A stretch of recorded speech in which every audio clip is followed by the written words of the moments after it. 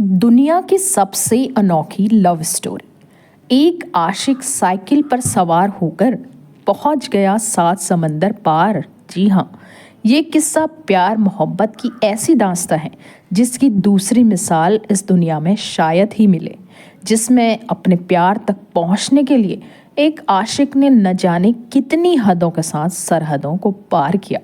Crime की कहानी में आज का किस्सा जुर्म का तो नहीं है, अलबत्ता ये अपने किस्म का सबसे अनोखा वाकया ज़रूर है। ये प्यार मोहब्बत का ऐसा किस्सा है जो इस बात को साबित कर देता है कि इश्क सरहदों को नहीं मानता, उसे होना होता है तो हो ही जाता है, और फिर अपने प्यार की खातिर इंसान कहाँ से कहाँ तक पहुँच जाता है। इस अनोखे प्यार की दास्तां में एक किरदार भारत का है तो दूसरा 7 समंदर पार यूरोप के देश स्वीडन का, यानी करीब 6500 किलोमीटर दूर अपने प्यार के पास पहुंचने के लिए उस हिंदुस्तानी शख्स ने कितने देशों की सरहदों को पार किया और आखिरकार वहां पहुंच ही गया जहां उसे पहुंचना था। इस वाक़ये की शुरुआत होती है साल 1975 से। भारत की राजधानी दिल्ली में एक शख्स जिसका नाम प्रद्युमन कुमार महानंदिया है, दिल्ली के कनॉट प्लेस में उसकी मुलाकात होती है स्वीडन के रहने वाली चार्लट वॉन शेदविन से। प्रद्युमन कुमार पेशे से एक पेंटर था और लोगों के स्केच बनाने में उसे महारत हासिल थी। चार्लट वॉन भी प्रद्युमन कुमार के पास इसी सिलसिले में पहुंचती है। चार्लट को अपना एक स्केच बनवाना था, लेकिन चार्लट को देखते ही प्रद्युमन के दिल के तार बज उठे और चार्लट के बारे में जानकर प्रद्युमन कुमार यानी पीके को अपनी माँ की कही वो बात याद आ गई जो उसकी माँ ने उसे बचपन में बताई थी। पीके की माँ को ज्योतिष पर बड़ा भरोसा था और उसी के आधार पर पीके की माँ ने उससे ये बात कही थी कि उसकी शादी किसी दूर देश की रहने वाली एक खूबसूरत लड़की के साथ होगी जो हर लिहाज से संपन्न तो होगी ही, लेकिन तबीयत से वो एक कलाकार होगी।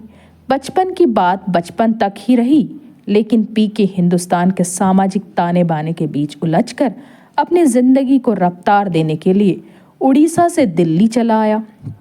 तो दिल्ली में जब चार्लट की पीके के साथ पहली मुलाकात हुई तो उसका कोई खास असर नहीं हुआ, अलबत्ता इतना ज़रूर हुआ कि पीके ने महज 10 मिनट के भीतर उसका स्केच तैयार कर दिया। उस स्केच को बनवाकर चार्लट वहां से रवाना हो गई, लेकिन न जाने क्यों पीके उसके जाने के बाद चार्लट के बारे में ही सोचता रहा। इत्तेफाक से चार्लट अगले रोज पीके से मिलने वहां पहुंच गई।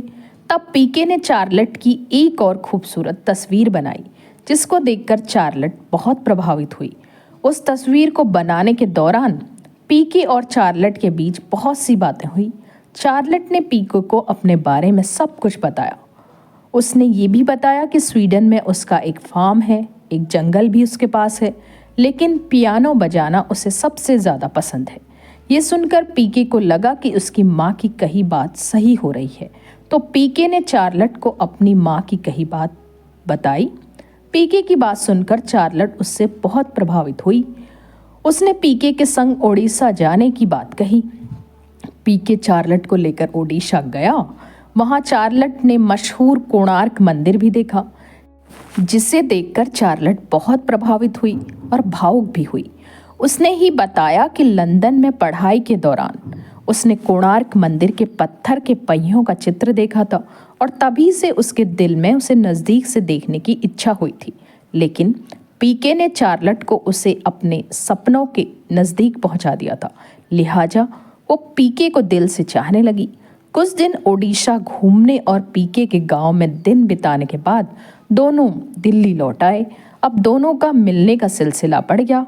हालात ऐसे हो गए कि दोनों अब एक दूसरे के बिना रह नहीं पा रहे थे, लिहाजा पीके ने चार्लट को अपने परिवार के लोगों से मिलवाया और फिर सबकी रजामंदी के बाद दोनों ने शादी कर ली।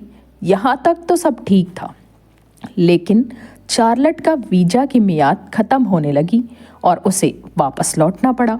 लेकिन चार्लट के अपने वतन लौटने के बाद पीके अब चार्लट से मिलने के लिए तड़प उठा।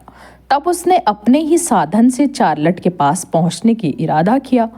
पीके को ये आइडिया इसलिए आया क्योंकि चार्लट खुद अपने दोस्तों के साथ स्वीडन से भारत आई थी और भारत आने के लिए चार्लट ने यूरोप, तुर्की, ईरान, अफगानिस्तान और पाकिस्तान का रास्ता लिया था। लिहाजा पीके ने भी इसी रास्ते से स्वीडन तक पहुंचने का इरादा किया। वैसे भी पीके के पास हवाई जहाज के टिकट के पैसे नहीं थे, लिहाजा उसने अपने पास मौजूद तमाम चीज़ों को बेचकर एक साइकिल खरीदी और साइकिल से ही उसी तर्ज पर हिप्पी ट्रेल के ज़रिए स्वीडन के लिए निकल पड़ा। ये साल था 1977। जनवरी के महीने में पीके ने स्वीडन के लिए अपना सफ़र शुरू किया। रोज़ाना वो 70 किलोमीटर साइकिल चलाता था। खुद पीके ने अपने बारे में कहा था कि उसे उस रास्ते में उसकी कला ने बहुत साथ दिया, क्योंकि पैसों की तंगी को दूर करने के लिए वो रास्ते में लोगों के स्केच बनाकर पैसों का जुगाड़ करता था और रास्ते के लिए ज़रूरी सामान और खाने पीने का इंतज़ाम करने लगा। पीके के मुताबिक ये वो दौर था जब ज़्यादातर देशों में जाने के लिए वीज़ा की ज़रूरत नहीं पड़ती थी। अपने सफ़र के दौरान पीके ने काफ़ी वक्त अफ़गानिस्तान में बिताया, क्योंकि अफ़गानिस्तान में लोगों ने पीके की कला को काफ़ी सराहा भी। इसके अलावा अफ़गानिस्तान में उन्हें भाषा की भी दिक्कत नहीं हुई, क्योंकि वहाँ लोग उनकी हिंदी भाषा को अच्छी तरह समझ लेते थे और उनकी बात और ज़रूरत को समझकर उनकी मदद कर देते थे।